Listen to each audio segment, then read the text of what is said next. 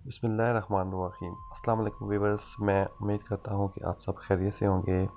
Viewers, آج کی video میں آپ کو بہت اہم معلومات دینے جا رہا ہوں۔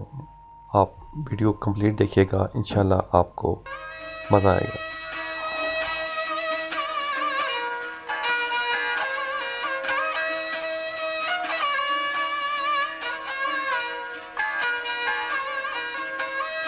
ویورز، بلوچستان کا کیپٹل کوئٹہ ہے۔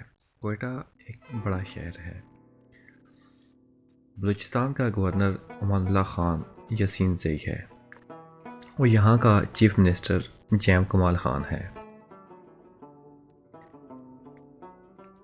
اور یہاں کا چیف سیکرٹری اختر نذیر ہے۔ بلوچستان ایریا کے لحاظ سے سب سے بڑا صوبہ ہے۔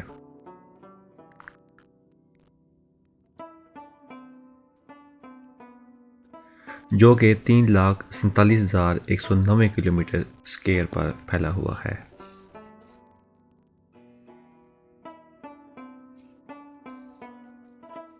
بلوچستان ایک غریب صوبہ ہے،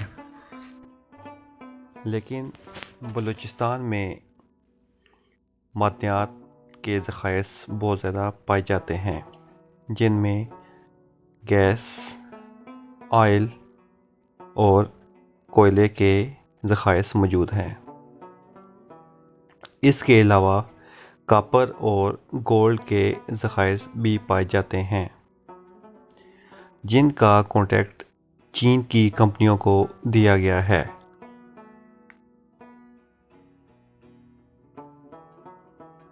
چین ان میں سے 75% حصہ خود رکھتا ہے اور 25% حصہ پاکستان کو ملتا ہے، جس میں سے 2% حصہ بلوچستان کو ملتا ہے۔ ویورز، بلوچستان کو اللہ پاک نے بہت سی نعمتوں سے نوازا ہوا ہے۔ بلوچستان کے زمینی اور سمندری راستے کو امپورٹ ایکسپورٹ کے لیے بہت زیادہ ترجیح دی جاتی ہے، کیونکہ جو زمینی راستہ ہے وہ تفتانس بارڈر کو لگتا ہے، جو کہ ایران کی سرحد سے جا ملتا ہے۔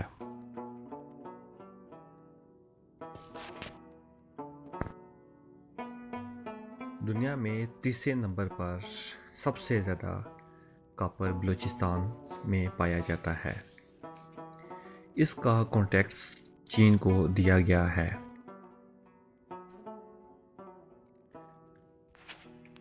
اس کا 75% حصہ چین کا اور 25% حصہ پاکستان کو ملتا ہے اور صرف 2% حصہ بلوچستان کو ملتا ہے۔ ویورز، 1952 میں گیس کے ذخائر بلوچستان میں ملے، جن کا کام 2 سال میں مکمل کر کے 1954 میں سپلائی کا کام جاری کیا گیا۔ ویورز، بلوچستان میں 3 سرداروں کو بہت زیادہ مقبولیت حاصل ہے، جن میں پہلے نمبر پر میر چاکر اعظم رند ہیں، جنہوں نے پہلی بار بلوچیوں کو ایک قوم اور ریاست کی شکل میں جمع کیا۔ انہوں نے دہلی میں شیر شاہ سوری کی چھوڑی ہوئی سلطنت ختم کرنے اور مغل بادشاہ کو تخت دلوانے میں بھرپور مدد فراہم کی، اور اس کے بعد آخری عمر میں وہ اپنے 7 خاندانوں کے ساتھ ضلع اکھاڑا کے ستگڑھا علاقے میں جا کر آباد ہوئے۔ آج بھی ان کا مزار وہیں ہے۔ میر چاکر رند 1468 میں پیدا ہوئے۔ ان کی عمر 97 برس تھی اور 1565 میں یہ انتقال کر گئے۔ اور دوسرے سردار نوروز خان ہیں، جنہوں نے جنرل ایوب خان کے دور میں وفاق سے ناراض ہو کر پہاڑوں پر چڑھ گئے تھے اور اس کے بعد بغاوت کا اعلان کر دیا تھا۔ 1960 میں ان سے ریاست کی طرف سے ان کے بھتیجے سردار دودہ خان نے مذاکرات کیے۔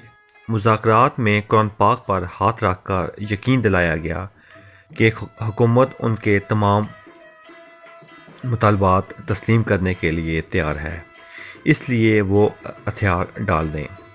لیکن جب انہوں نے قرآن پاک پر ہونے والے معاہدے کے بعد ہتھیار ڈال دیے تو اس کے بعد ان کے بھائیوں اور بیٹوں کے ساتھ بہت زیادہ زیادتی کی گئی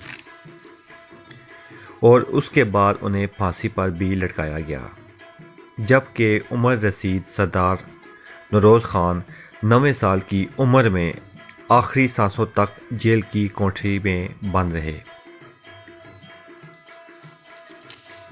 اور تیسرے نمبر پر نواب اکبر بگٹی ہیں۔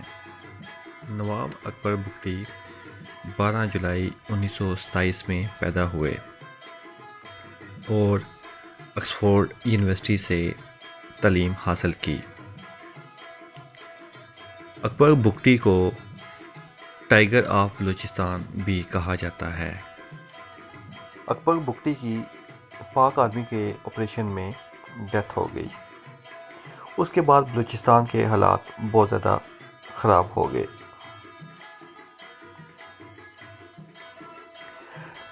لیکن جب پاک آرمی نے بلوچستان میں مکمل آپریشن کیا تو اس کے بعد آہستہ آہستہ بلوچستان کے حالات بہتر ہونا شروع ہو گئے۔ جو ہے حامد میر صاحب، انہوں نے یہاں کے خضدار میں جو انٹرویو لی تھی، تو اس حوالے سے میں بتانا چاہتا ہوں، حامد میر صاحب اگر وہ خود کو جرنلسٹ کہتے ہیں، اگر وہ ایک وہ ہیں میڈیا پرسنز ہیں، تو وہ ون سائڈ نہیں کریں۔ وہ جب آئے یہاں پہ خضدار میں تو انہوں نے صرف ون سائڈ کی بی ایل اے کا انہوں نے وہ کیا، سپورٹ کے بی ایل اے کو۔ ہمارے لوگوں کو شہید کر دیا گیا، میرے والد صاحب کو شہید کیا گیا، میرے والد صاحب کو بے گناہ شہید کر دیا گیا، ہمارے خضدار پورے بلوچستان میں بے گناہ لوگوں کو شہید کیا گیا۔ ان کے لیے حامد میر صاحب بات نہیں کر سکتے۔ بلوچستان میں مسنگ پرسن کا مسئلہ نہیں ہے، صرف بلوچستان میں مسئلہ جو ہے ٹارگٹ کلنگ کا بھی ہے۔ اب آپ دیکھیں پہاڑوں میں ان کی کیا کمائی ہو سکتی ہے کہ اتنے زبردست ویپنز، اور اکثر انڈین ویپنز، اور اتنے وہ ویل اکوپڈ کیسے ہوتے ہیں؟ آف کورس فارن پاورز جو ہیں وہ ان کو کر رہی تھی پورے طریقے سے، ہر طریقے سے۔ ایسے ہی میرے ابو کو 16 گولیاں مار دی اور میرے ابو گر گئے نیچے، تو میرے ابو کا منہ کعبۃ اللہ شریف کی طرف تھا، اور جیسے ہی گر گئے نیچے تو ان کے آنکھ پہ، رائٹ ہینڈ پہ انہوں نے آ کے بہت بے دردی سے، بہت ظالمانہ طریقے سے ایک گولی مار دی۔ میرے ابو نے کلمہ شہادت پڑھ کے وہاں پہ شہادت کا جام نوش کیا۔ لوگوں میں کہتے تھے کوئی بی ایل اے نہیں ہے، اب بی ایل اے کے بارے میں بات نہ کریں، ہمیں کوئی آنے نہیں دے رہا تھا۔ ویورس، جب پاک آرمی نے بلوچستان میں آپریشن کیا تو آپریشن کے بعد بلوچستان کے حالات تیزی سے بدلنے لگے۔ بلوچستان پاکستان کا بہت اہم حصہ ہے کیونکہ اس کی سرحدیں افغانستان اور ایران کے ساتھ ملتی ہیں۔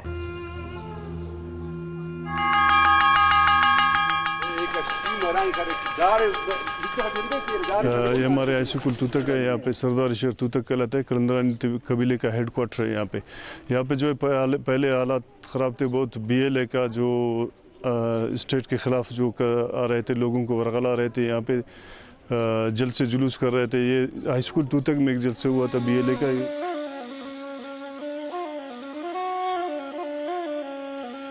ابھی الحمدللہ اللہ کو ہماری شہداء کی قربانیوں سے مارٹائرز ہمارے ابھی حالات کنٹرول میں ماشاءاللہ۔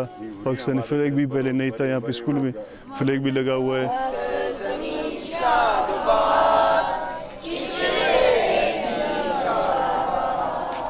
میرا نام خالد احسان ہے، میں گورنمنٹ ہائی اسکول توتک میں پڑھتا ہوں 10th کلاس میں۔ میں بڑے ہو کر ایک فوجی بن۔ Since I'm sitting in Khozdar round the clock 24 hours 7 days, and 365 days a year.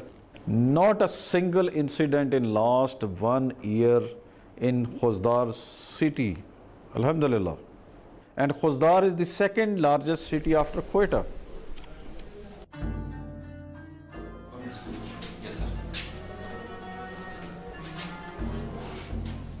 मेरा नाम ज़ाकिर अहमद है। मैं गवर्नमेंट बॉयज़ हाई स्कूल कटान में पढ़ता हूँ, खुशदार में सिचुएटेड है। और अल्हम्दुलिल्लाह स्कूल पहले की निस्बत से बहुत अच्छी है, पढ़ाई अच्छी है। I am English teacher here at Government Boys High School, Katan. After improvement of the security system, the percentage of enrollment has been increased too much as compared to before. लेकिन अब अल्हम्दुलिल्लाह यहाँ हमारे स्कूल आबाद हो गए हैं और स्कूल आबाद होने के बाद व्यूअर्स, बलूचिस्तान में मादियात के ज़खायर बहुत ज़्यादा हैं, लेकिन इन ज़खायर की सहूलियात बलूचिस्तान में नहीं है।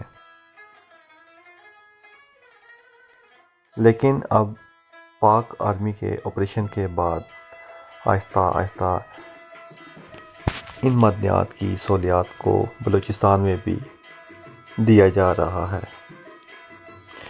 बलूचिस्तान में हब के मकाम पर इंडस्ट्रियल एरिया वाक़या है। व्यूअर्स, मैं उम्मीद करता हूँ कि ये वीडियोस आपको पसंद आई होगी। इंशाअल्लाह नेक्स्ट वीडियो तक मुझे इजाज़त दीजिए। अल्लाह हाफिज़।